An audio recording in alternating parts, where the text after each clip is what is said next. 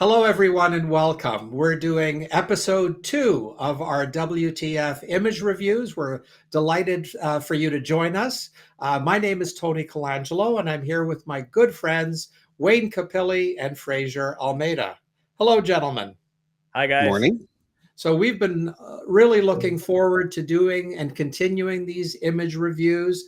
Thank you to all of you for submitting so many images to us. We're very, very grateful. And we have a good collection of photos to go through today. And we're thinking you're going to get a few nuggets out of this. So again, thank you for joining us. So gentlemen, shall we jump right in? Sure. Let's do it. One of the things, if we are going to be talking about from a real estate photography context, one of the trends that I'm really glad is happening these days is that we're seeing more and more agents being more and more open to vertical shots. So these sorts of 2x3s rather than everything being 3x2. So we wanted to start our review by doing this type of photo, just a vertical 2x3. And so, guys, what do you think of this one? I like that it shows the entire room, but the bottom part of the image makes it feel like this couch is huge. Yeah, well, the couch from this perspective is in fact huge. And obviously, if there were room to stand back and zoom in, that would eat up some of that couch. But let's say that, Fraser, let's say that this individual is standing as far back as they could. What would you suggest?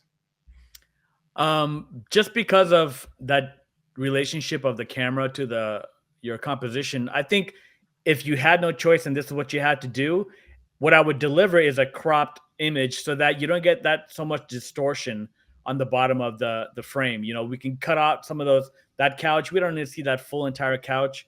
It'll just help with that distortion that's happening here, being so close to that couch with your camera.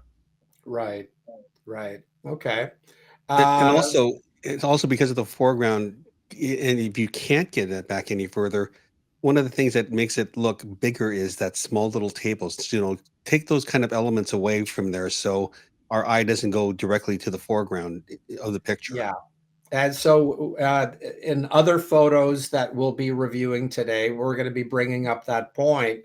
Just the notion that obviously elements in the foreground are going to be, they're going to look disproportionately larger than elements in the background. So if you take a look at this photo, the square footage occupied by that little end table or whatever you call it, I mean, that beige or tan piece of wood is almost as big as that armchair, Mhm. right? So yeah, if you can take that out of the way. The first thing that I noticed about this photo when I opened it up um, is there was a little bit of tension for me because the fireplace was really pushed into the left side of the frame. It felt a little constricted. If we take a look at the right side of the photo, just that strip of wall there, what would you call that? Half an inch, 2/3 of an inch, whatever that is. We have that amount on the right side of the frame. And then the white wall on the left edge of the frame is what? An eighth of an inch. Yeah. Yeah. And it just, I think, one of the things that we talk about at our workshop when we're discussing composition is one of the things that gives a photo a sense of balance is to have equidistant spacing on either side. So if we were to take just a little bit of that white wall on the right edge and then maybe do a little bit of a pan, we would get less wall on the right edge and more of the white wall on the left edge, and it would be equal on both sides. And I think that would address some of that congestion that I'm talking about on the left edge of the frame. Did that make sense? Yeah. Yeah. You could even try, just to experiment with the new technology, try generative fill and use that to open up this crop and that Yeah. might give you the space that you need. I mean, if we even just give I that was a just quick going to try say, real quick, Fraser, yeah, let's do that. Let's make it how much do you think? equidistant a little bit more. Yeah. So Maybe let's just right leave there. it there. Okay, let's give that a try, and then we'll go generate. Let's just see what it does. Well, as we're waiting for the generative fill, I mean, even there we can see from the gray and white squares that there's more breathing room there. Okay, generated fill didn't do that great on that vase, but you But get the idea. it doesn't matter. Look at how much more breathing room. The photo just feels better. It Right. feels more balanced, having that equidistant spacing on either side. So, Fraser, just out of curiosity, even if we did a little bit of a crop and we cropped off maybe a couple of inches at the bottom, let's see what would happen. How much you thinking? Yeah, well, right about there. Let's try that. If that table wasn't there, yeah, I mean that's already looking better to me. That looks almost like a 3x4 or a 4x5. Yeah, you get rid of that distortion. It makes such a big difference. Absolutely. So Wait, let me suggest to do a square crop because a lot of websites and a lot of people that are putting their stuff online on Facebook and Instagram will be using a square crop. So try a square crop and just kind of move it around up a little bit, go down, get rid of the brown thing. Oh, Push, so you're saying go up like that? yeah, just like that. And eh, I'm not sure about that. well, with text and everything around it, because essentially they would actually put the the address and their information on it. This is one of the templates that they use for their social media. Yeah, yeah. Okay. All right. So let's go back to the previous crop, Fraser, and let's just fill the screen. Yeah. So what are some of the things that the photographer did well here? Camera placement, camera height. Camera placement. Oh, that's it. See, camera height. I thought the camera height was a little high. Uh, it would have. Yeah, I thought if we had lowered the camera just a little bit, it would have been a better shot. For me, But I love that window pull. I think that window pull is spot on. Yeah. but Yeah, if he would have, that's if the camera was lower, the distortion would be more down on the bottom, and we'd have to crop more.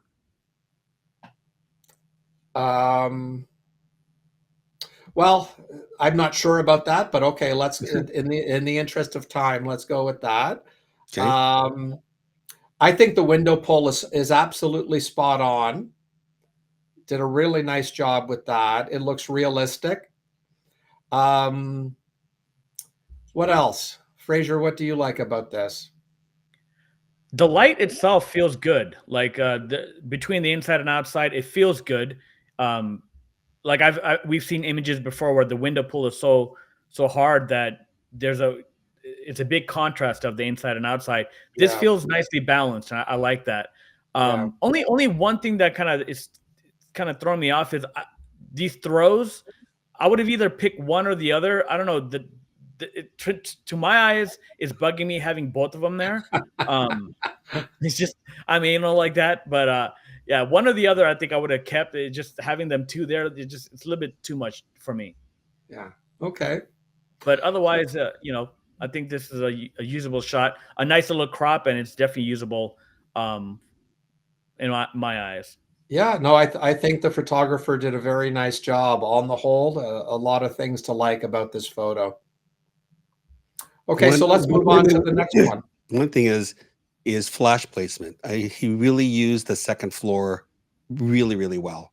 There's not any light coming from the back of the camera, and because he used the second floor and bounced from above, we have that natural light coming on the top of the cushions. So it looks like Yeah. that the window light as opposed to flash. Yeah. Mhm. Yeah, I think if you take a look at that armchair in the corner, it has some great shadowing on it. Mhm. the front parts of the chair, the front part of the ottoman, the back cushioning of the chair is naturally darker. So we are getting the sense of that the light is, that so much of the light that's coming from the outside is coming towards the camera, because we see some natural shadowing in that chair. So yeah, on the whole, I think the photographer has done a nice job here. So well done on this one. So Fraser, let's go to the second one. Well, before we move on, I want to get you guys' take. What's your guys' opinion on putting images on the TV screens? I don't. Yeah, I think it causes more trouble, and you're increasing the risk of distraction. And I have rarely seen an inputted TV fill that has actually helped the shot. I would just rather see a black screen or a gradient on there, or natural reflections. One of the things that I try to do on TVs is that if there's a reflection on it, I make a selection of the TV screen, paint it black, and then lower the opacity somewhere between 80 and 90, because I want to bring back some of the reflection. I think reflection adds depth and dimensionality to a photo. But generally speaking, TV fills or inserting photos, I've never liked them. Sometimes clients want them, but I'm not sure it adds a whole bunch of value. Yeah. All right, let's go on to the next one. Yeah, this one was, boy, a tough shot. So let's talk about first impressions when we open up this shot. Wayne, what was the first thing that entered your head, the first millisecond when you open up this photo? That I couldn't get past the chair and the very front of the counter. Yeah, that was one of the first things that I saw as well. Fraser, what about you?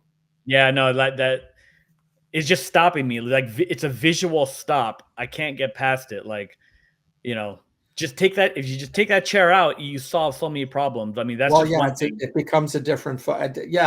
Very little good. It's been my experience that very little good comes out of showing the back of a piece of furniture. Yeah.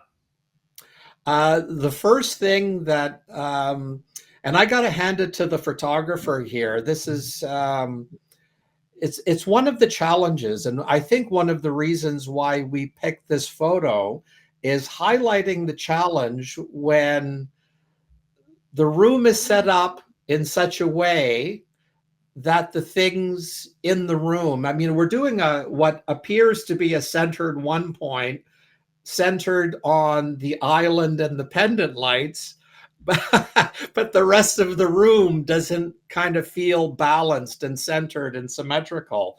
So the photographer here has centered it on the island, but we're seeing that the range hood, that whole the brick portion of the range and the range hood appears to be off center. It's almost as if the room was designed to be off centered. It's just very odd.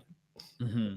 You know what I think it is? As I'm looking at it, that island is there because the left cabinets are so big. Correct. Yeah, and that's what I'm saying. So one of the reasons we picked this photo was to talk about what do we as photographers do if we are going to do a one point. And I would have loved to seen if this photographer did a 2-point perspective from either side, what those photos would have looked like.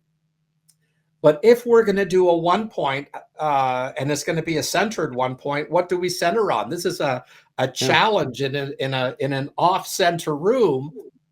What do we use to center? So here the photographer has selected the pendants in the middle of the island, right? Mm-hmm. Yeah. Boy, it would have been so interesting to see if he or she would have centered on the range hood. I think that would have been a really funky shot. I'm not suggesting that it would have worked. I would have loved to have seen a side-by-side comparison. Yeah, but that left Yeah, cabinet would have been overwhelming. Yeah, it would have You been know, monstrous. That's what I'm saying. A 2 point, one from the bottom right going to the top left, and then vice versa from the left side looking out that window. I think would have been more productive shots. This one's a little bit of a challenge. Um, Lighting. What do you think about lighting here? well, for me, my biggest thing is just the light coming from behind the camera. And there may have been windows there. Maybe it's a combination of windows and a little bit of flash or whatnot. But I would have tried, if possible, somehow to have the backs of these a little bit darker. So we have the light coming from, in this scene here, my key light is going to be this window here to the right. So if Yeah, that's my key light, I want my light direction and shadows to be coming from that direction. Having the light coming from behind, there's this conflict, and it's just creating this flat scene. So personally, if I could, I would try to introduce maybe supplemental lighting to help enhance that shadow direction, or if possible to block light by maybe closing blinds or windows or whatnot, if that's even possible. But yeah, just the light coming from behind the camera for me is just creating a flat image here. yeah. I mean, the brightest thing in the shot is the those front legs of the island. mhm. Yeah. I mean, aside from the sky and the window on the right, the brightest thing in the shot are those. So my eye goes there right away. And for a more Let's advanced shot, I would have probably put a strobe out on the outside of the window over the Yeah, sink to get more defined shadows from there. Yeah. Nitpicking here, but if let's just say this was a dead on perfectly with the hood, the window, the beams, and everything center one point, I would have taken a little bit of time to maybe balance these rugs also, so that way it's also symmetrical with everything, and as well as these chairs. If you look at the two chairs here versus the two chairs to the left, I would have taken the extra time to just really get that dialed in, so it's all balanced symmetrically. I mean, even for real estate, I'm of the mind that unless if we're gonna go to those nitpicks, Fraser, I would have been inclined just to take those rugs out Yeah, show the wood. to just Yeah, show but the wood. I mean, the it, wood prob- is it a probably has selling those feature rubber here. rubber runners underneath. What was Oh that? yeah, That has those rubber runners underneath that you start pulling it going, oh yeah, I can't pull it up. Yeah. Okay. Let's go to the next one. all righty.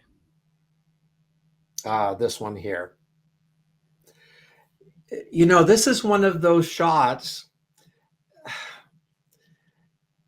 Generally speaking, I think when we're talking from a real estate context, we always get into this tussle between real estate and architectural photography, where the real estate is always wanting us to shoot really, really wide, and to show as much as possible.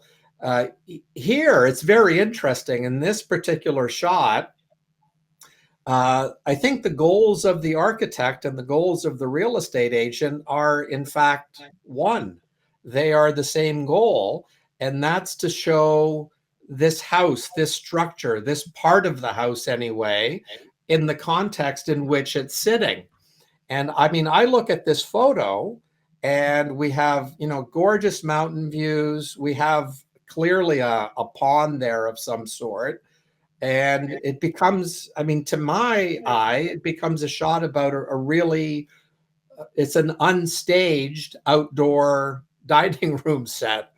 And I would have loved to have the photographer kind of zoom out and say, yeah, we've got this really funky deck, this, semicircular deck.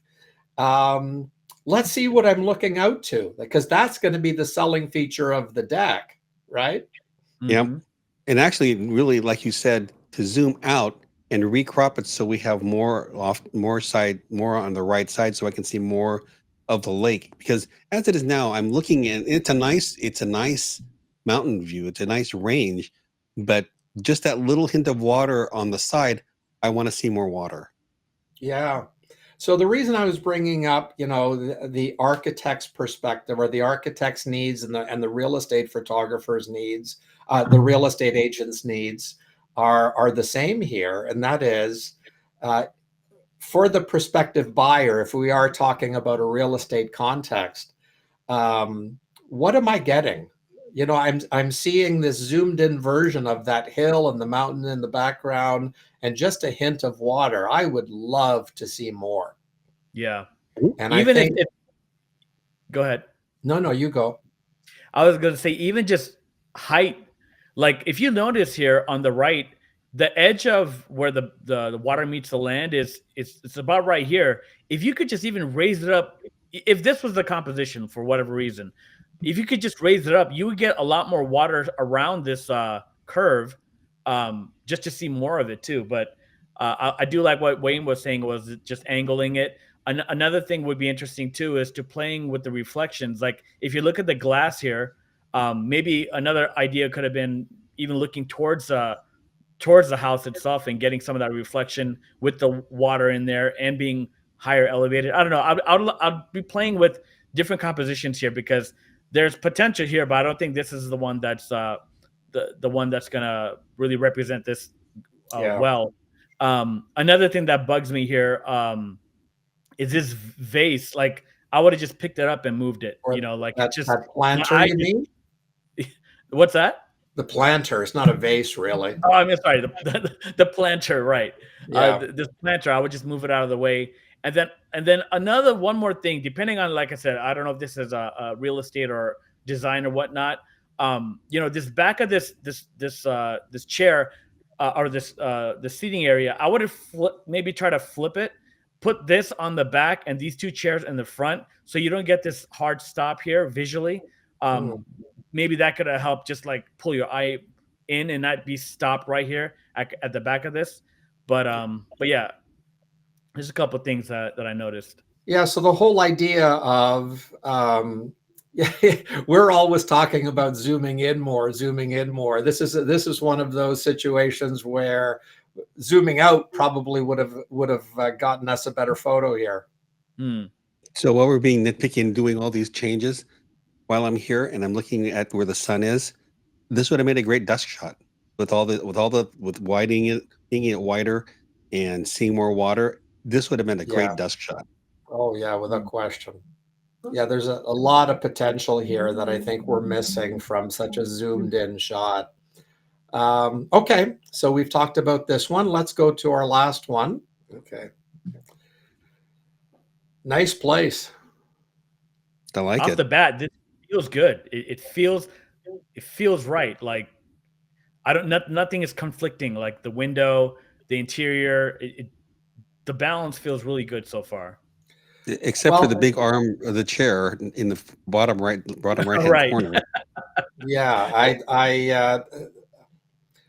yeah, so right off the top, my first reaction seeing this, obviously you're impressed by this house and just, the design choice to literally have floor to ceiling glass overlooking a forest. I think the designer, I think the architect, that was a great decision. Um, my first reaction here is that we're showing way too much of the couch. I would have loved, I mean, at the end of the day, if this is a real estate image, and even if it's an architectural image, I'm presuming that the architect didn't design that couch, but boy, was that a good architectural decision for floor to ceiling glass to show that forest and showing where this house is situated. I would Yeah. have done a big pan to not a big pan, but certainly I would have panned to the left. I think that that armchair on the left, Fraser, that the edge of that armchair is just a little bit too close to the edge of the frame. It's feeling a little bit, yeah, right there. It's feeling a little bit congested. So I think a pan. A pan to the left. So even if we were to do a crop, Fraser, just add some canvas All right. and just click and drag it. So it's almost to mimic. Yeah, right about there. And we don't even need generative fill. It'll be interesting to see if you did do generative fill, but just visualizing that. that feels a lot better to me right off the top. That we have some breathing room on the left side, and we're seeing more. Just out of curiosity, Fraser, let's do generative fill now. Can we do that? Sure. So let's go ahead and move this about Right there. about there. Okay. Let's see what let's see what the software does, and hopefully it'll continue that strong line on the ceiling, on the glass ceiling joint. Yeah, Not bad. that just feels a lot more balanced to me. Maybe not that much. Maybe we can crop just a sliver on the left, but that's okay. Don't worry about it, Fraser. Just leave it be. But the whole idea about showing more of the view, because if it's whether it's architectural or a real estate photography context, that view is the selling point of this room. I mean, all that furniture, as lovely as it is ain't coming with the house. What we're trying to sell from a real estate perspective is that view. Yeah. And also with this crop and eliminating the couch on the right, we literally are just walking into the room to the left. You know, Yeah. we're getting past the furniture immediately when we look at the picture. Yeah. Yeah. Yeah. So I think the photographer did a nice job. They were definitely on the right track. So whether it be design or real estate, they were definitely on the right track. Yeah. I think the only other thing I would do is maybe an inch or two. If you just move the camera position a little bit to the left, you could have got a little bit more separation of this, what's happening here, this little intersecting point. I think if you had the right camera position, which I think this is, all you need to do is move that table a little bit. Oh yeah, or move the table. Exactly. Yeah. Oh, I'm not moving those tables. those look like solid wood. Well, so you just wedge it over a little bit. The other thing that I really, really like here, and it makes me kind of think it's more of a design shot, is camera height. And the whole idea about keeping in mind how high your camera should be depending on the room you're in. So here, I mean, if we were sitting on that couch, our eye level would be pretty much to where the camera is here.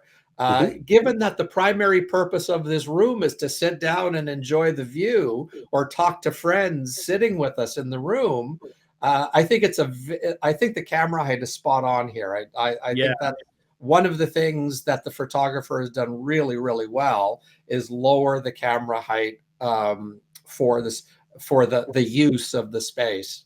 Yeah, because you really feel it. You really feel like you can sit in this scene here, you know, being up too high, having the camera at your chest or whatever, it would completely not give you the same feel as what's happening here. Yeah, because you'd be looking down on it. It's almost as if we'd be taking the camera position as if we were standing in the room rather than sitting in the room. Yep. Yeah.